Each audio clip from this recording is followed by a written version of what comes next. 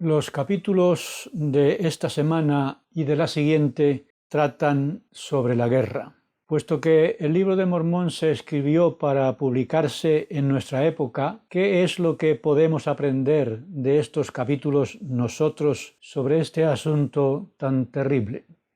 Las guerras nacen en el corazón de las personas que tienen el deseo de dominar a otros. Y ese deseo ha sido en la historia de este miserable mundo la causa de la muerte de millones de hombres, mujeres y niños inocentes.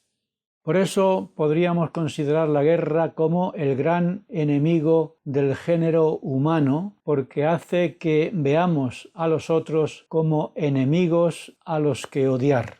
Pero los que seguimos a Cristo hemos recibido del Príncipe de Paz las siguientes enseñanzas.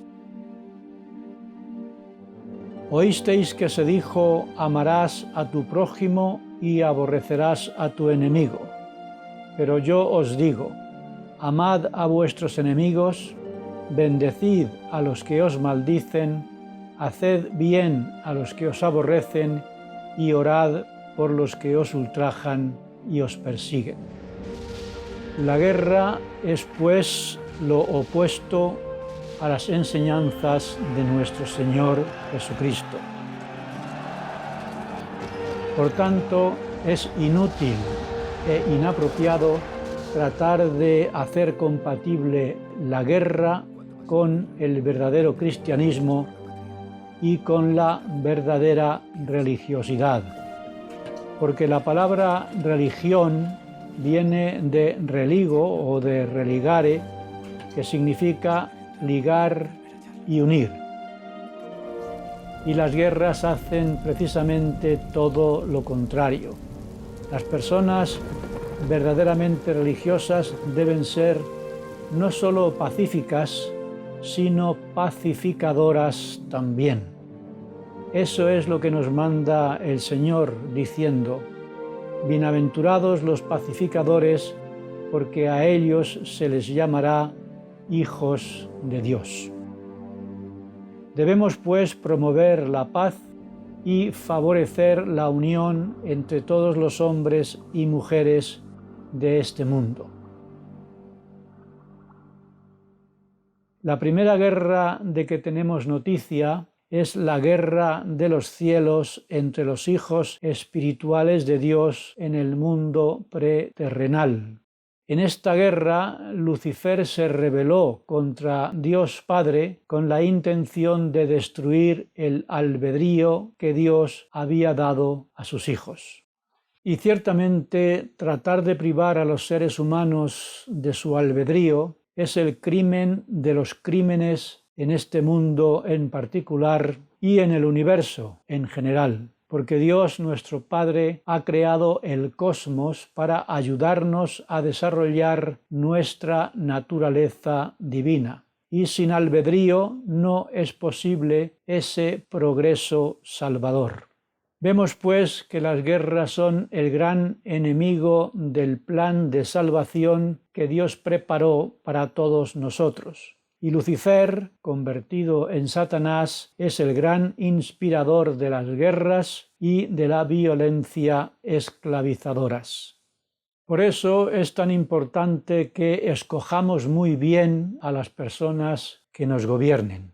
Mormón comentaría más adelante que era costumbre entre los nefitas escoger como sus dirigentes civiles y militares a personas que tuvieran el espíritu de revelación y de profecía.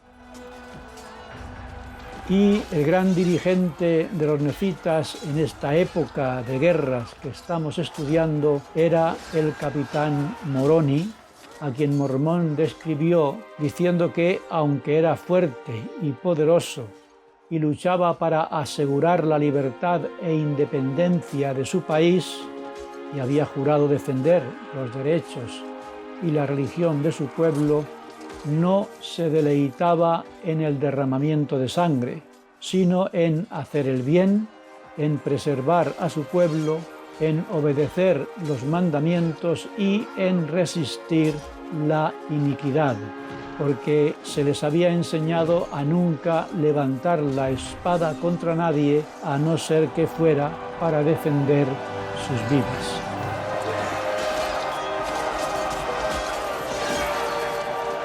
Y Mormón dijo que si todos los hombres fueran como Moroni, ya nos habríamos librado de los poderes del infierno y el diablo no tendría poder alguno sobre el corazón de los habitantes de este sufrido mundo.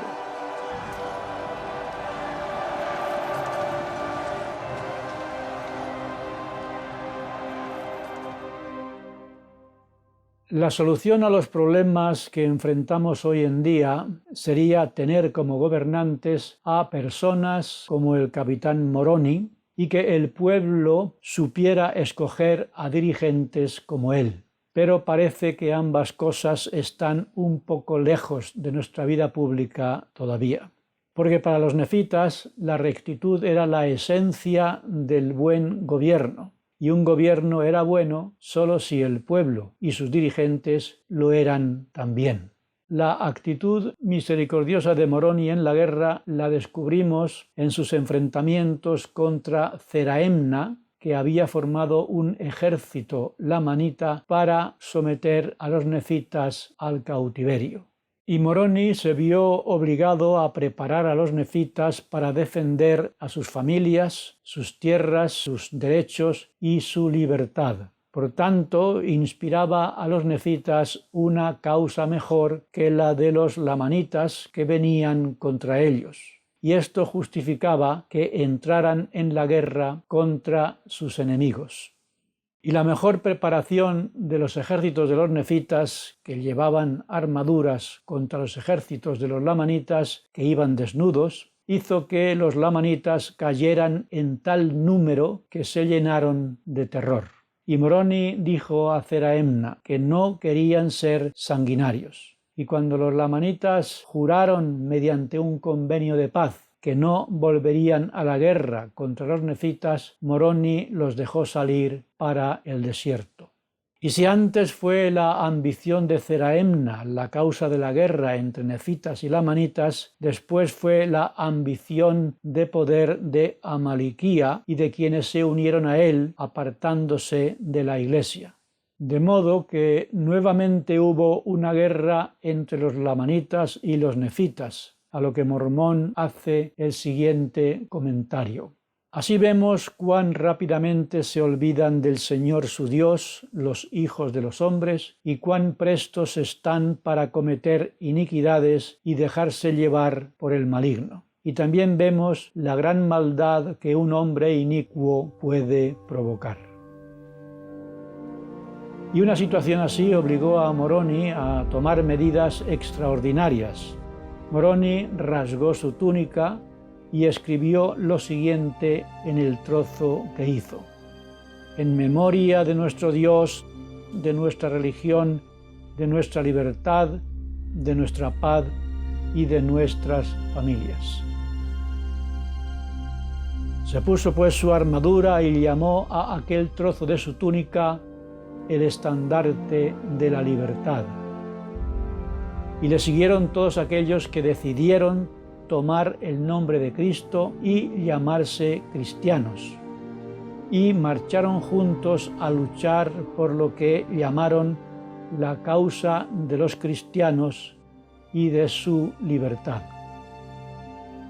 Y todos los que siguieron a Moroni rasgaron sus vestidos e hicieron un convenio de que no abandonarían al Señor su Dios, y se comprometieron a tomar el nombre de Cristo con ellos y obedecer sus mandamientos, y aceptaron que Dios los destrozara igual que ellos habían hecho con sus vestidos si no cumplían el convenio hecho.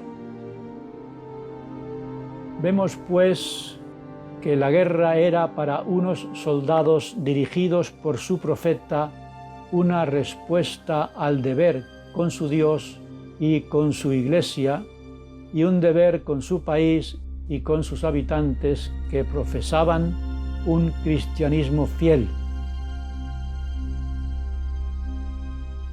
Y no iban a la guerra para satisfacer poder o dominio, sino para defender y proteger lo que era más sagrado de sus vidas. Y lo que vemos en los capítulos siguientes del libro de Alma es la lucha de Moroni y de su pueblo en la defensa de lo que llamaron la causa de los cristianos. Primero contra Amaliquía y después contra Amorón, su sucesor. Y el capítulo 52 del libro de Alma, el último de esta lección, termina con otro testimonio de que Moroni no tenía ningún deseo de derramar la sangre de sus enemigos. Porque cuando los ejércitos de los lamanitas perdieron la guerra contra los nefitas, Moroni, a quien habían herido en la batalla, les dijo sin ningún resentimiento: si traéis vuestras armas de guerra y las entregáis, dejaremos de derramar vuestra sangre.